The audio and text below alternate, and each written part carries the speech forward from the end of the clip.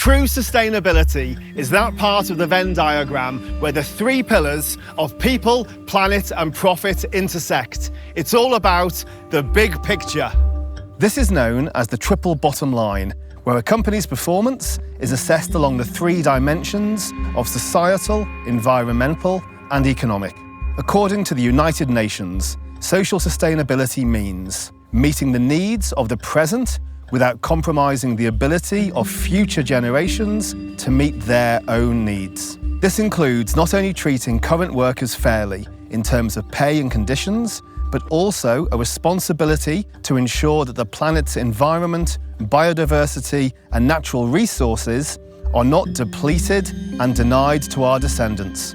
Millennials and Gen Z will determine consumer trends for the next 50 years, and their priorities will focus much more on personal wellness, environmental concern, and social justice, which brings significant implications to the way wine is grown, made, and marketed.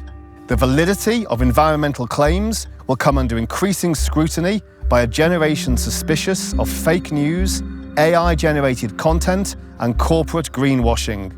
The most important question in the future may not be, what do I like, but who do I trust? We are Bodega Argento. We are located in Alto Agrelo, in Luján de Cuyo, Mendoza, Argentina. Wir are Fürstlich Castellsche Domäne. We are located in Castell, Steigerwald, Franken, in Germany between Nürnberg and Würzburg. Our philosophy has to be with agroecology and to respect and be in balance with the land and with the place we are growing our grapes. Sustainability for me is a way of working with always having your grandchildren in mind. I want to work and manage our estate in a way to leave good working and living conditions for future generations. The estate is in organic farming from agriculture biologique from France, and also biodynamic farming certified from Biodivin since 2001. Sustainability, it's part of our philosophy. It's a way of inspiration. We want to leave to our children a better world than the one that we received. And we think the way to do that is through regenerative farming. The actual differences we see in the vineyards is it's just life. You have green, you have blossoming flowers, you have insects everywhere, you have butterflies, you have birds, birds of prey come back, which you haven't seen for when I was a child. Welcome to Wine Tutor TV. This is Sustainability Countdown to 2030.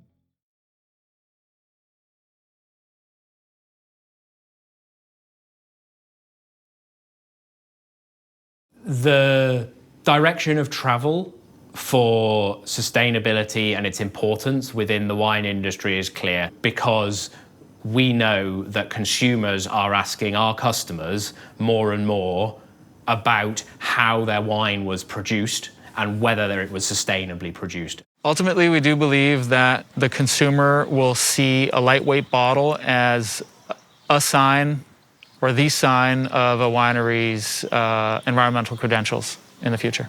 Younger consumers' habits are changing. They have a different mindset when it comes to alcohol consumption. In fact, Some recent studies shows that in the US, some younger consumers consider the cannabis as healthier versus alcohol. There is a difference between generations. I see more and more younger generations taking more care about the weight of the bottle. Concerning the new generation, the Gen Z generation, and the way they look at consumption of wine, we first see that they actually drink less alcohol, including wine. They have a very different approach. They don't exactly want to drink the way their parents or their grandparents have been drinking.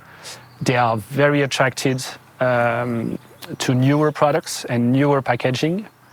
But at the same time, they respect a lot the process of making. So the story is important. How did we get there? Is it a new project that just came out of the cellar?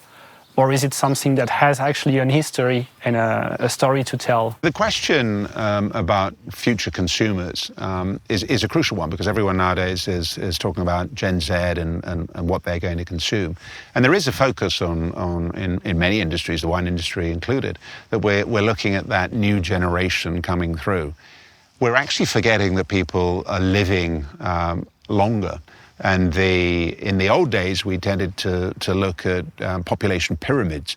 Today, population pyramids pretty much don't exist. We're looking at population columns, and we've got a lot of people that are living longer. They have more disposable income. I don't believe that any consumer in the next 10 years will purchase any bottle of wine or any other product without being sure that in order to craft that product, it's been done by a lot of care of the environment.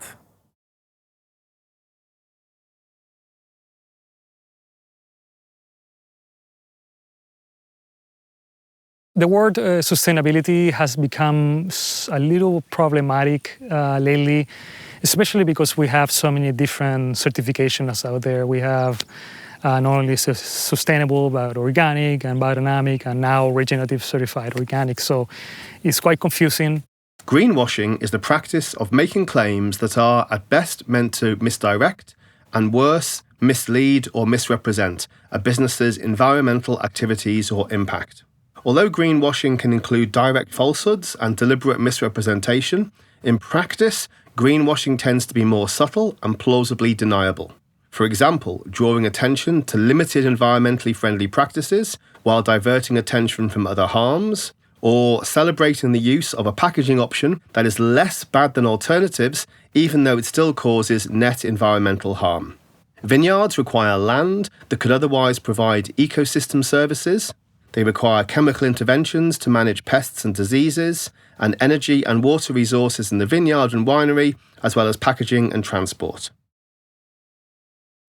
Aside from the pleasure it brings, alcohol can and does harm health and well-being. So there is much to balance before a wine becomes net eco-positive.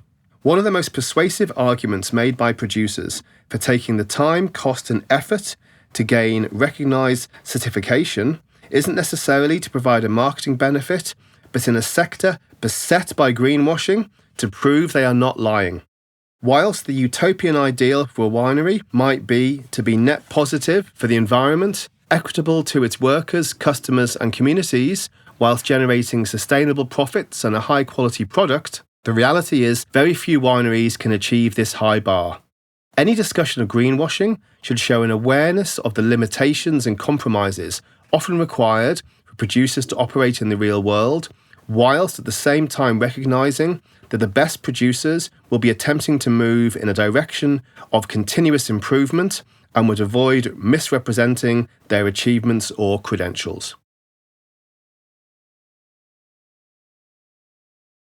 I think a lot about greenwashing. As with any business where you've got this complicated, lots of small producers, lots of regions, my feeling is that people really are trying to do the right thing, but I do feel like a lot of the sustainability certifications in particular, their goal of continuous improvement has led them to set the bar so low that it allows things that I think most people in a reasonable world would not consider sustainable practices. For example, I think it's amazing that Napa Green just announced that they were going to require anyone certified under their protocols to phase out the use of Roundup. But I also think most people would be surprised that you could get a sustainability certification while using Roundup. So I think it is great that we have 90% of the vineyards in California are a part of a sustainability certification, but I think that it's really important that we continue to make those certifications more rigorous and that we encourage people who are certified sustainable to move to organic, those who are moved to organic to move to biodynamic or regenerative, because these practices, it's a meaningful leap each time you move up to one of those more rigorous certifications. And I think having things stay the status quo, the way that they've been for the last few decades, it's not enough at this point. I think there's a lot of confusion out in the marketplace.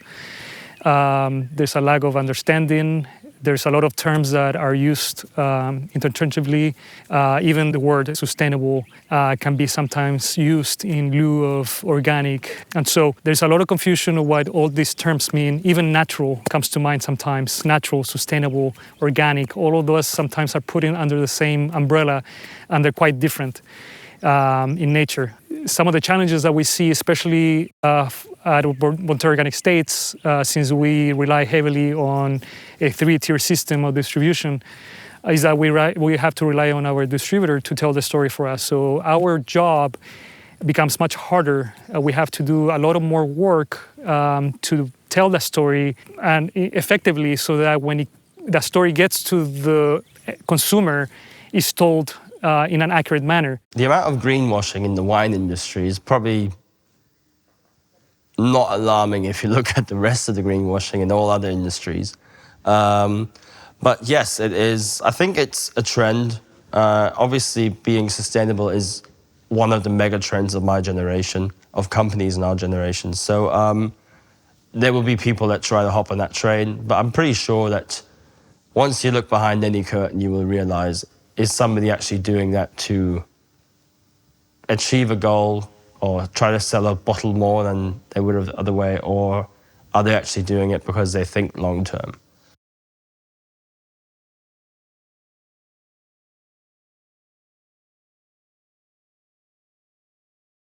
The Catena Institute of Wine was founded a few years earlier in 1995 by Laura Catena. And Laura Catena, she has been trained as a biologist and as a medical doctor, and she was not planning to join the family winery. In fact, she started working as an ER physician after she graduated from both Stanford and Harvard schools. But at some point, her father maybe persuaded her that we needed her help, because we were trying to make wines in Argentina that could stand with the best of the world. That's when Laura decided and suggested to her father, if I can contribute with something, is by establishing a team dedicated to using science to making our winemaking advance. That's how in 1995 she established the Catena Institute of Wine, and since then we've kept this vision of using science to preserve nature and culture, to produce great wines in a sustainable way. When we talk about international collaborations, the way we see it is the challenges that we have are too big for any given individual, any given institution to solve them all.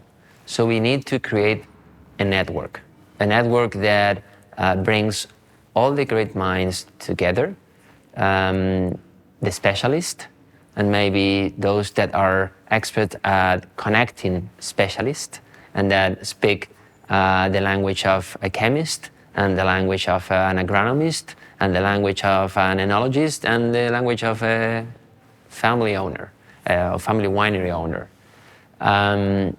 So that's what we have created at the Catena Institute of Wine. We try to be in the middle. We try to talk to the scientists who are experts in different fields, to the people in our team who are great at producing grapes and wines, and also to the family, to the Catena family, the owners of this winery. This network is essential to our sustainability. Without this network, we couldn't dream of making great wines that can stand with the best of the world for many, many years.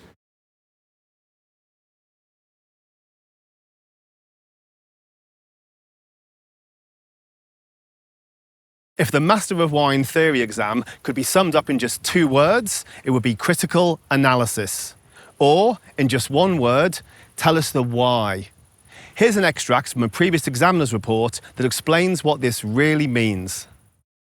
The most common remark made by examiners with respect to the theory exam was the lack of critical thinking and analysis exhibited in these papers. It is important to realise that within the MW examination, many questions do not seek to just test a candidate's knowledge of a particular subject. Candidates are also required to show an opinion or make a value judgment. It isn't enough, for example, to simply state or describe what a particular producer does in one region, but this information needs to be used analytically and be part of an overall larger argument. Candidates must continue to work hard at developing this particular skill, as it is vital for passing the MW exam.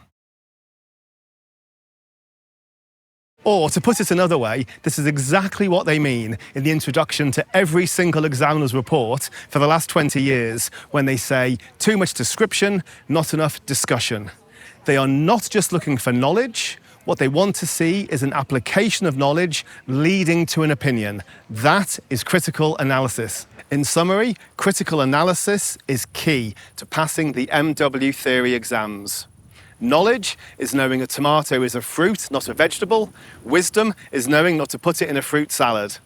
The formula for unlocking the MW theory exams is theoretical or book knowledge plus relevant examples plus the use of topic-specific vocabulary or jargon, all employed in the service of critical analysis and critical thinking, equals a pass. Critical analysis and a demonstration of critical thinking are fundamental for Paper 5. The examiner is asking you for your opinion.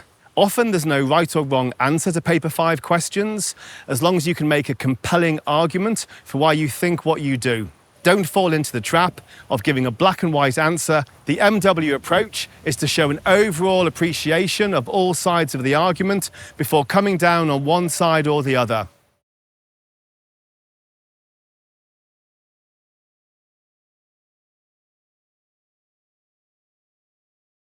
La estrategia de sustentabilidad de Trivento, la cual es mi responsabilidad dentro de la compañía, está enfocada en 4 pilares. El primero tiene que ver con la integridad, el segundo con el cambio climático, el tercero con el cuidado del suelo y el agua y el cuarto con la educación. Encontramos en la educación la herramienta más poderosa para el desarrollo de las comunidades y es por eso que nuestro objetivo es poder brindarles herramientas a nuestros colaboradores para que puedan desarrollarse y crecer, y también a nuestra comunidad, porque entendemos que solo con educación vamos a poder lograr una mejor sociedad. The human factor of regenerative farming is one of the most important facets to us, I believe, as a system. You know, when Robert Rodale coined that term, he specifically spoke of soil health, animal welfare, and the human aspect of a farm and how equally important they are.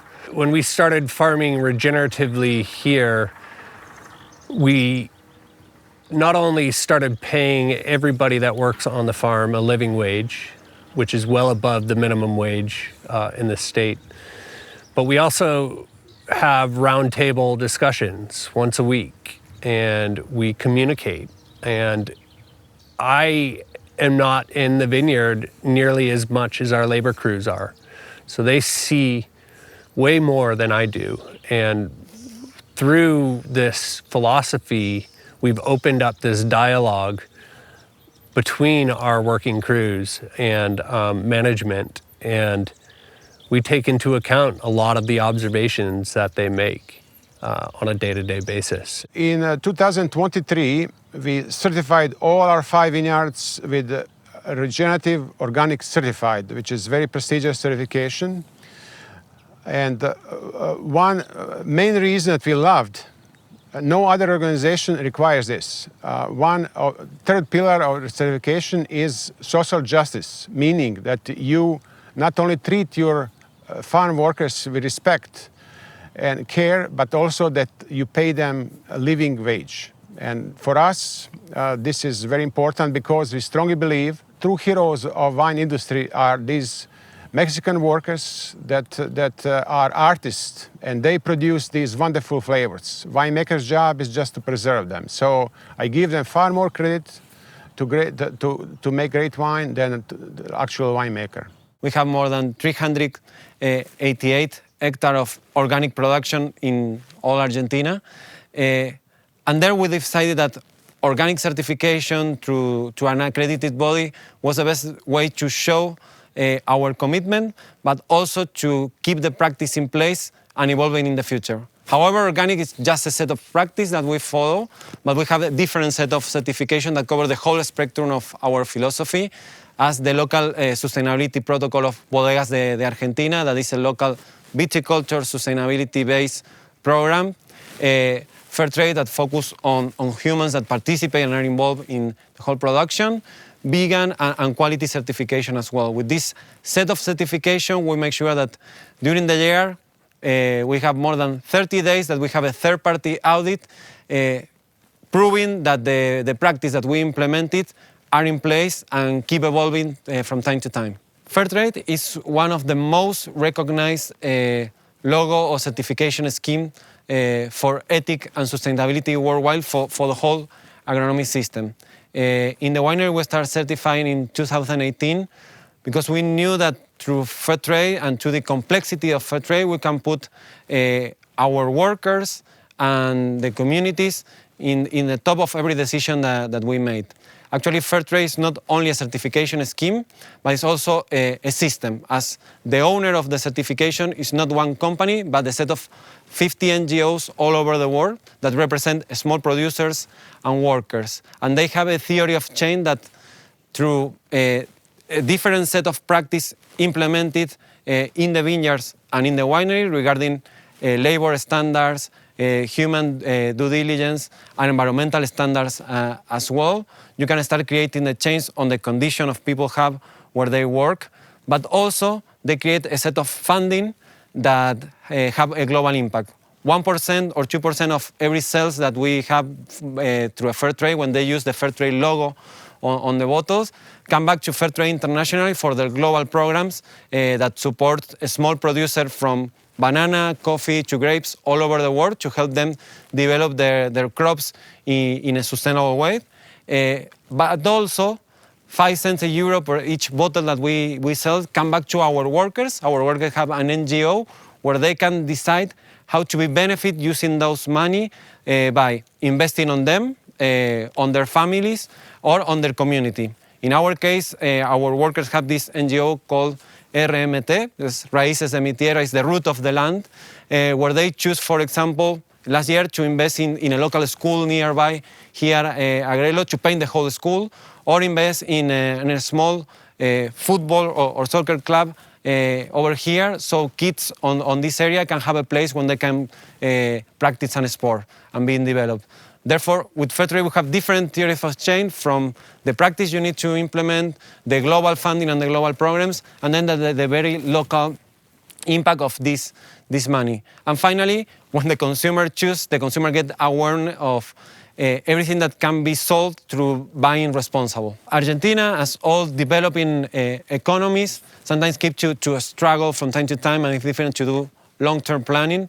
And especially for rural areas in Argentina, it's very important to foster developing of the community, to avoid people just going look for jobs and labor to the capitals, and have fair conditions in the place where they were born, and being able to develop the place where they were born. That's why I think fair trade for us is a key, because it helps us to show a philosophy that can keep being developed over time. Over the last 2 decades, at Terrazas de los Andes, we are committed to empower our Andean communities.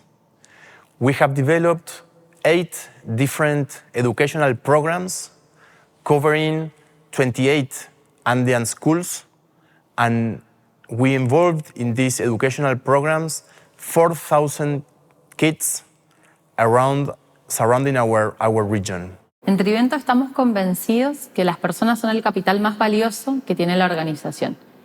Es por ello que trabajamos en búsqueda de su bienestar y desarrollo permanentemente. Hace más de 15 años decidimos convertirnos en parte de la solución de los problemas que encontrábamos en la sociedad, y es por eso que elegimos a la educación como la herramienta más poderosa de transformación social. Una de nuestras principales iniciativas en torno a la educación comenzó hace 15 años con la apertura del aula para nuestros colaboradores, con el fin de que ellos puedan finalizar sus estudios secundarios y así desarrollarse y obtener mejores competencias para su trabajo en la empresa, pero también para su vida fuera de Trivento. Todas nuestras iniciativas nacen desde adentro hacia afuera.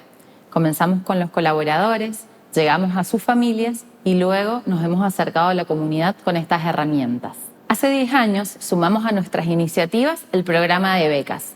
Comenzamos con las becas de los colaboradores, luego lanzamos este programa para sus hijos, para poder acompañarlos durante sus estudios primarios, secundarios e universitarios.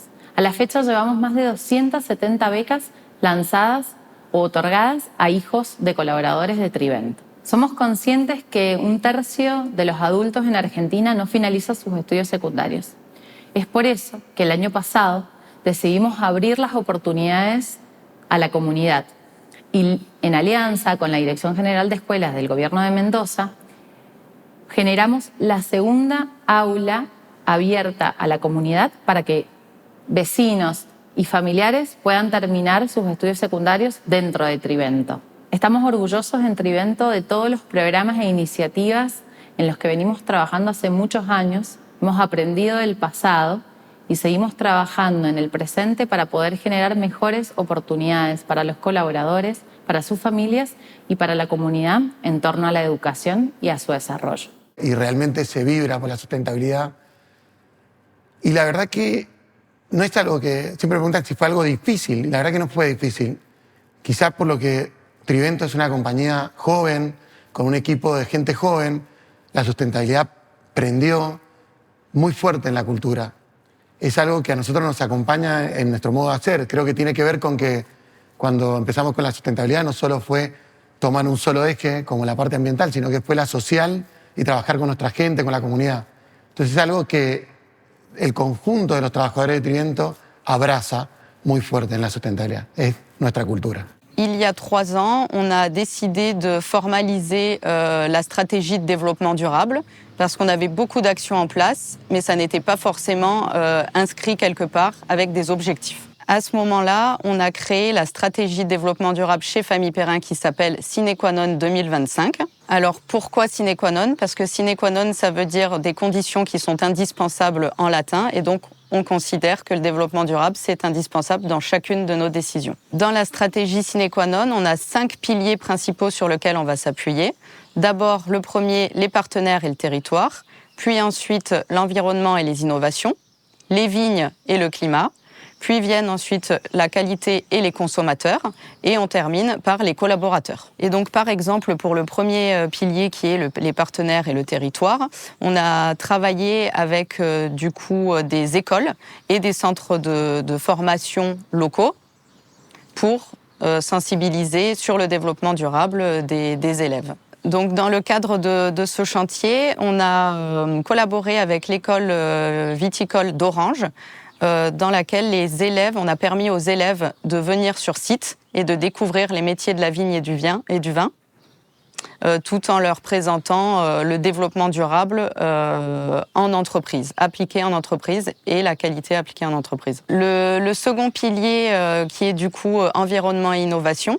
Donc sur celui-ci, on a plusieurs chantiers, dont des gros chantiers sur les économies d'énergie. Et dans ce contexte-là, on travaille sur plusieurs sujets comme la réutilisation des eaux usées, Donc on va séparer, on va trier les eaux usées comme on pourrait trier les déchets en se disant que les eaux les plus claires peuvent être réutilisées avec une simple filtration.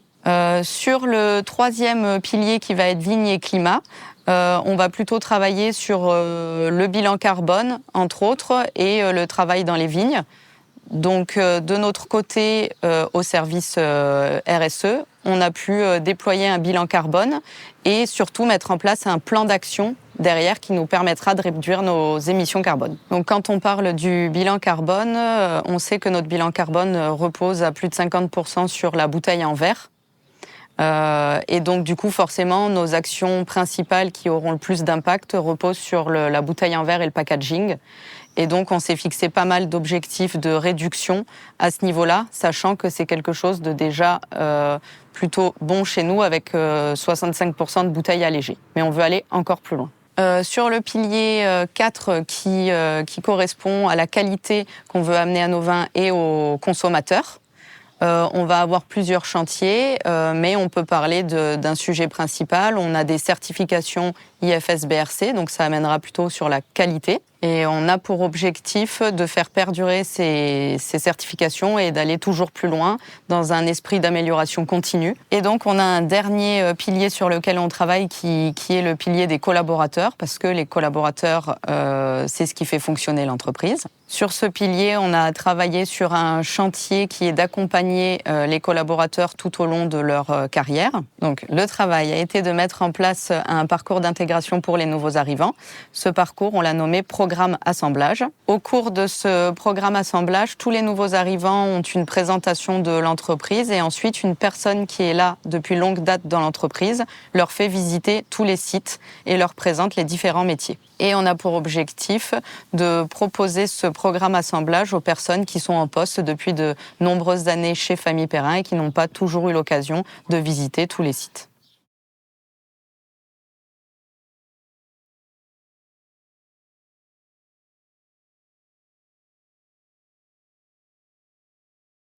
In 2018, the Intergovernmental Panel on Climate Change, the IPCC, warned that if temperatures exceed pre-industrial levels by more than 1.5 degrees centigrade, there is a risk of catastrophic impacts on sea levels, biodiversity, ecosystems, food security, water supply, human security and health. To avoid this, greenhouse gas emissions must halve by 2030 and reach net zero by 2050. In politics, this will require successive governments to build on each other's progress, plus regional and international cooperation. For businesses, the scale of change needed is typically not achievable within the common business timescales of quarterly reports, annual budgets, or even 5-year strategic plans. Fortunately, many wine businesses are already used to thinking in long timescales, such as the multi-decade life of a vine or generational transitions for those that are family-owned. In the context of an MW essay in Paper 5 on the future, you're expected to have examples of the plans of individual wineries as well as regional bodies or even countries, both for the short term, in this context 2030, as well as medium to long term, to 2050. You should be able to identify commonalities in these plans across regions, countries and wine styles, as well as different scales and structures of businesses. Perhaps even more importantly, you should be able to identify the differences and be able to explain why these differences exist. Despite significant efforts being made in recent years by the industry to develop collaborative initiatives such as the Sustainable Wine Roundtable and International Wineries for Climate Action, it's increasingly understood there are only a certain number of solutions that are universally applicable, such as lightweight glass, for example, and that climate change is a global problem that requires local solutions. And don't forget, most good essays across all 5 papers should include an awareness of the implications of artificial intelligence.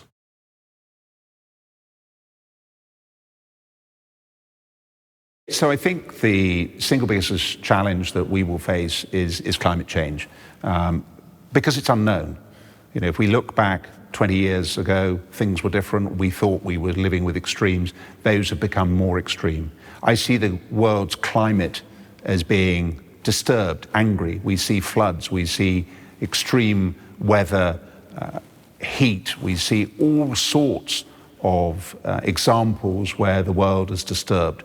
We also see that mankind is trying to tackle that, and the ingenuity of mankind and the way that we've managed to dominate this planet clearly suggests that we have the ingenuity to deal with this particular problem. I think the wine industry is very distinct in a number of different ways. No matter where you consume wine, you will know which country it's come from, probably which region, and indeed if you look at the back of the bottle, you'll know who produced it. You've probably even got their name and address. There is no other product, agricultural product, that we consume, and let's face it, in most of evolved economies, you're consuming agricultural products at least 3 times a day, where you absolutely know exactly where it's come from. It is the only branded agricultural industry in the world. But it has one other further part to that, which is because of being a branded agricultural product, we talk to the end consumer. And so that we can, in the wine industry, convey our message all the way from the vineyard right to the end consumer. And there are no other agricultural products that can do that. And because we can do that, we can tell the positive story of what we're doing in the vineyards, what we're doing in our production methods, and how we are, from the beginning of our process to the end process, having an important impact on the climate. We can take responsibility for that, we can explain that, and we can benefit from that ability because we can capture the imagination of those end consumers. And what does that mean? It means the wine industry is in a position to take tremendous leadership within the agricultural world on the issue of climate change. And as such, we should make the most of that. For an average person coming to Napa and knowing a bit about farming, it's surprising to see that most Napa Valley is still chemically farmed. I believe, if I'm not wrong, that only 7% vineyards are certified organic, and only 2 maybe regenerative in Napa Valley. Very small percentage, knowing that people here are seeking top quality, worldwide quality in wine. So why is that so? It's a mindset. It's when you do something for 40 years, it's hard to admit, oh my God, for 40 years I've been doing things wrong. I need to change. It's hard to admit. Also, lots of the owners are business people with no knowledge of farming, so they hire people who are doing this thing profitably, and they're not going to change. It's not their land. So the change will start with the privately owned land with farmers. And I'm encouraged. We are putting these seminars through Napa Green, Napa Valley Winters. All these 2 organizations really are promoting this kind of farming. And 50 to 100 people show all the time. I don't have converts, but I get more and more phone calls. People are asking me for help. So we have, what we do here is not theory. We have examples how it works. So change won't be because people from New York will demand, I won't pay you $100 per your wine if it's not certified organic, but will come when owners of vineyards cannot get more than 10 years out of their vineyards, and they'll go bankrupt because no one can make any money if you have to replant vineyard every 10 years. And that time is coming. So this is the future of farming. So we're not afraid of any drought. Our grapevines have deep roots, and there'll be always water in 10 feet from ground to down there, 10 feet of soil. So these are findings that not that we didn't expect, but actually they exceeded our expectations. Not only that regenerative farming creates healthy soil, functioning soil, and beautiful food that we can call medicine, I believe strongly that the regenerative farming can solve our global warming effect quickly. The key question is, with all this climate change, will ports be the same in 30 years' time? And I think the answer to that is that is yes. This is a region where we have been able to adapt. It's going to not be necessarily easy because we do have extremes of heat. It is getting hotter, and we do have these flash moments of rainfall. We deal with the challenges of hail. But these are specific issues at specific moments. But when we look, I think, at the longer term trend, I would imagine that port will continue to be able to be made here. I think where the tendency in this valley nowadays is to produce more table wines, I think there is a greater threat to table wine production than there is to port. Port in that sense is a little bit more forgiving. It tends to be a blended product, which allows us to average out some of the more extreme conditions between one year and the next. And it also is something where by stopping the fermentation, we're retaining a lot of the full flavors, the berry fruits, the residual sugars that we need. And some of those ports, remember, will go on to age for 10, 20 years, 30 or more, age tawnies. These are oxidative conditions where some of those initial climatic impacts may well be ironed out over time. So I'm fully convinced that port will be the same in the future.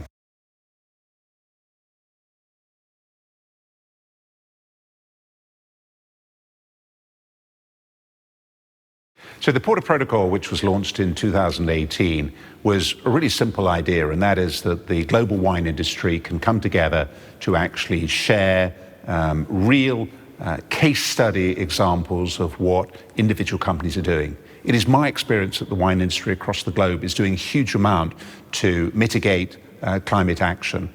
Many of the people are keeping those examples to themselves. And through the Porter Protocol, through the solutions page that we have on the Porter Protocol, we've created a series of examples, real-life examples of what companies have actually done to help their business. Now, there are other pages on the Porter Protocol, like articles and discussions. We run conferences, we run web seminars, all of which are designed to help this issue, to help people converse, to help people share ideas, to help people have the confidence through understanding that some of the things have already been done before and that there are solutions out there. And the community that the Porter Protocol has created, fully available on the web, with all of the previous conversations, examples, all available, all recorded, all there as a resource that you can go to on every single topic related to climate change and, more importantly, what people are actually doing about it.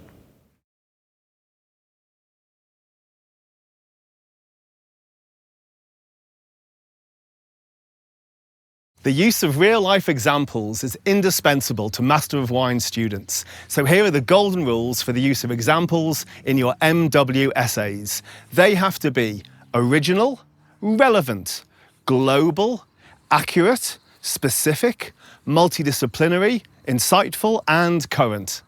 Don't forget, there are 4 more films in the Sustainability Countdown to 2030 series. Study smart, stress less.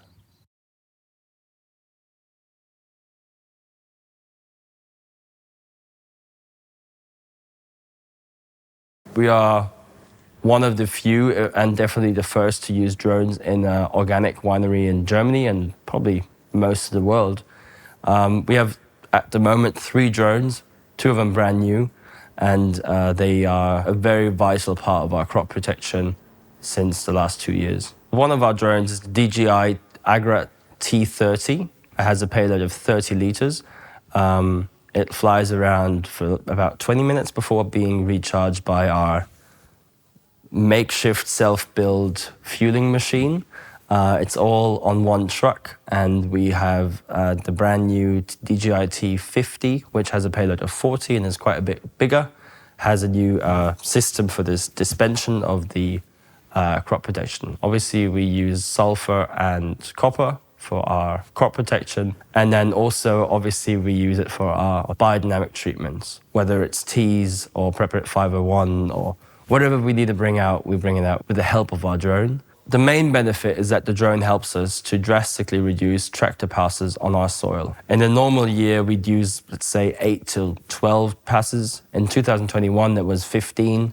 And in last year, with the drone, we were able to only have to do 3 passes with the tractor for crop protection.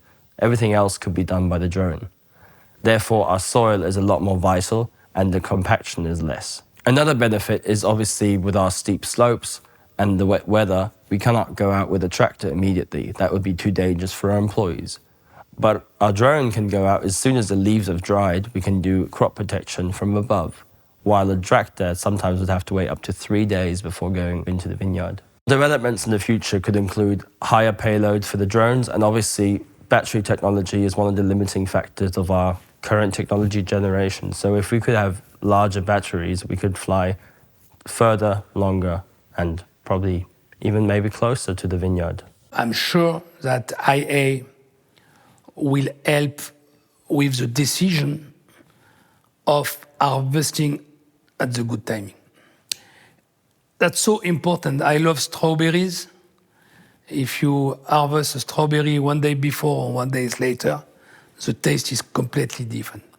I really believe that in winemaking, we have to harvest at the perfect timing. And the new winery of Beaucastel is done for that. We cannot say, I'm going to start the harvest 10 days before. It will be a little bit earlier than maturity, and finish the harvest 10 days later, and it will be later after maturity. No. There is only one maturity, and I'm sure that IA will help us for giving the perfect timing. You will be able to harvest at this time or not, but it will help you with your style of wine, with what you want to do, with the aging potential of the one that you want to have, to say on this varietal, it is now. We are working on NFT and all that. And if you are talking about a bottle of Beaucastel, because NFT is something, but if you are talking about 1 bottle of Beaucastel that I sell to people in UK, which is resold to people in US, which is resold to New Zealand, which is coming back in whatever, I prefer to keep that wine in my cellar to give you warranty that the wine has not moved in terms of temperature and all that, because your experience will be even better. So I like the idea of IA when it's giving some modernity to this kind of aspects. So yes, we are working on NFTs. We try to avoid exchanging bottles, but we prefer to exchange virtuality. And the day you want to drink it, I send it to you. It's out of my cellar, and I am sure that you will have the best experience for this kind of vintage. There is a lot of data, information out there. Being able to understand that this is relevant worldwide, but it's maybe not that relevant in my region is very important. I'm going to give you an example. Everywhere you go, you see that solar panels are maybe one of the solutions to climate change. If you're in the middle of the mountains, it might work, but we have some other challenges. For instance, in Argentina, having access to this technology is expensive. We don't have access to cheap loans to access this technology and bring it to our vineyards. So what we prefer to do is to look at our people, look at the small towns and villages around our vineyards and see what is relevant there so that we can keep helping grow a community that is going to grow with the growth of the vineyards, the growth of the wines, so that we can keep having a crew that help us harvest our vineyards, prune our vineyards. So at some point, I would say that one of the challenges is just copying what others are doing and not thinking strategically what is relevant to your particular site. It might be water, It might be temperature, it might be people. On the Porto Protocol Solutions page, there are a number of companies that have shared what they're doing in terms of important new areas. And we've ran a number of interesting debates, which can be found also in the recorded sections that on the site, which look at such issues as the impact of journalism and influence, the ability of people to communicate what is actually being done and how they communicate that in order to engage with new consumers. After all, we are all acutely aware that the new generations are thinking very carefully about climate change and wishing to support companies that are actually doing something. And there are examples that exist, and certainly we at Taylor's Port have taken very carefully to heart the messaging that we have directly to our consumers about what we're doing and the leadership that we're providing.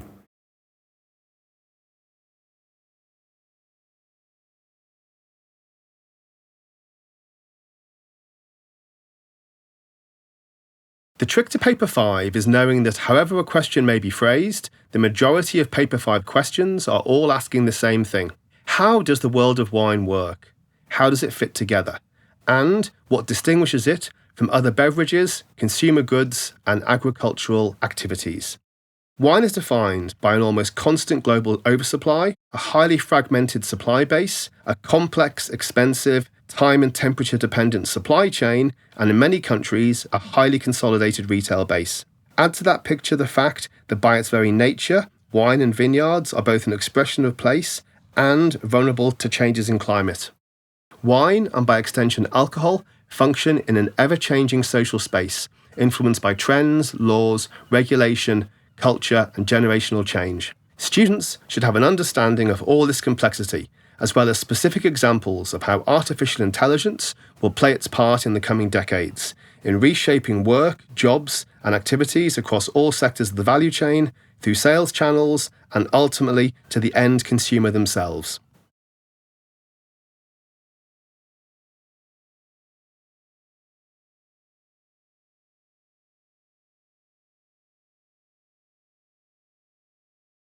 The use of topic-specific vocabulary shows authority.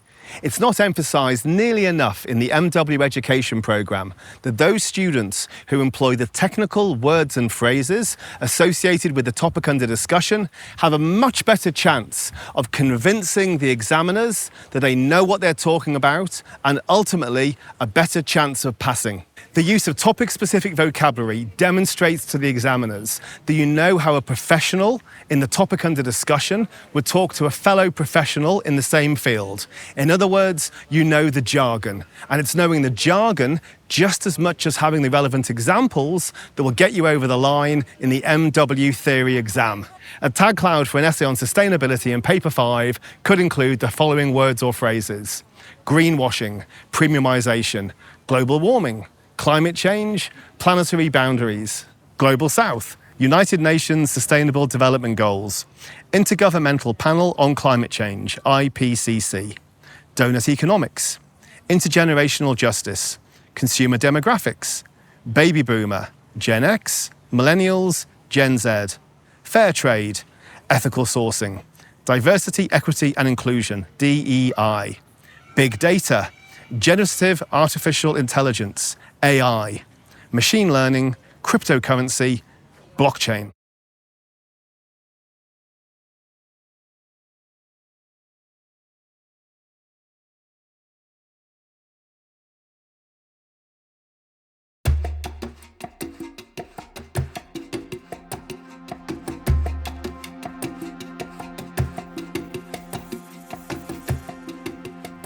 I am optimistic of the future. Yeah, as farmers, I don't think we farm if we don't have some degree of optimism. You know, we're constantly faced with challenges, but there's a need and a desire to be optimistic, but also the history shows that things continue to get better. We have a desire to get better. We all want a future for our children. We're all looking to leave the place better, to do what we can to enhance and to bring about a better future. And I think with human consciousness and human desire to make things better, it continues to get better.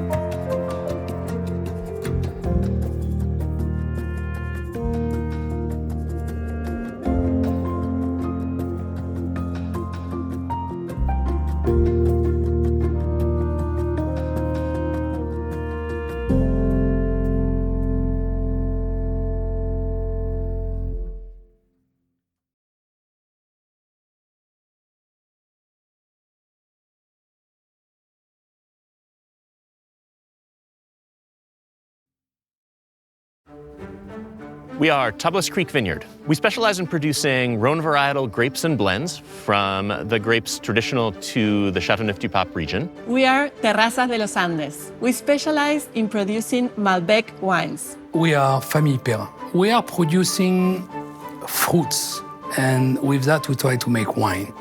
Grenache, Mourvèdre, Syrah, Counoise, Terre Noire, Vaccarès, Muscardin, Roussanne, Picardin, Bourboulenc, and few more. We are Catena Zapata. We specialize in producing high elevation, high quality mountain Malbec, Cabernet Sauvignon, and Chardonnay wines.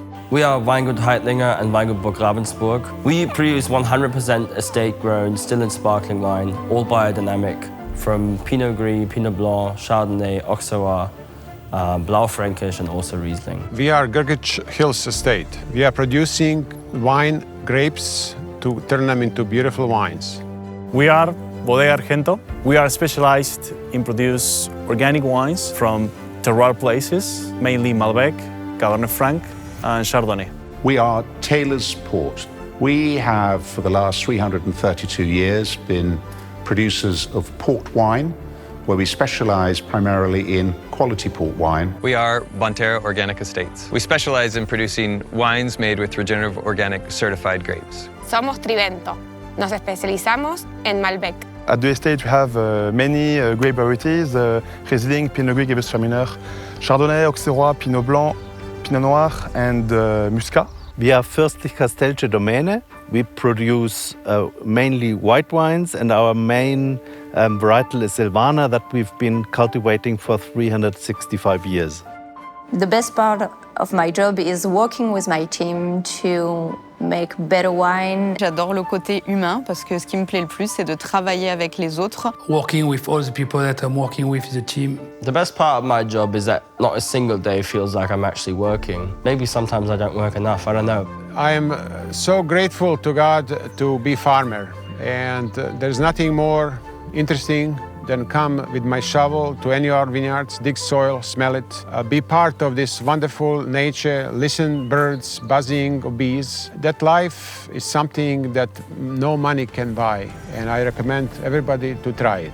Every day I have to make decisions and adapt to something that's different. Cada viñedo es único, nos da cosas distintas, nos produce aromas distintos.